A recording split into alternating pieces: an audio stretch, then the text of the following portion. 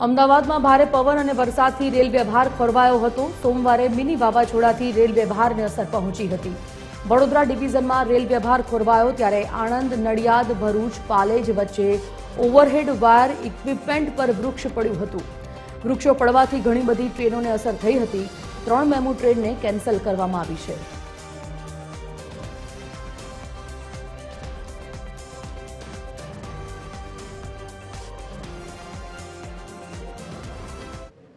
અને કાલથી લઈને આજ સુધીમાં વાત કરીએ તો 25 થી 30 ગાડીઓ રેગ્યુલેટ કરવામાં આવી છે, જે રેગ્યુલેટ થઈ છે। 25 મિનિટથી લઈને 1 કલાક સુધી રેગ્યુલેટ ગાડી કરવામાં આવી છે। પણ એઝ ઓન ડેટ અત્યારે પરિસ્થિતિની વાત કરું તો હમણાં તો કોઈ બધી ગાડી નોર્મલ થઈ છે, નોર્મલ રીતે હમણાં ચાલી રહી છે અત્યારે।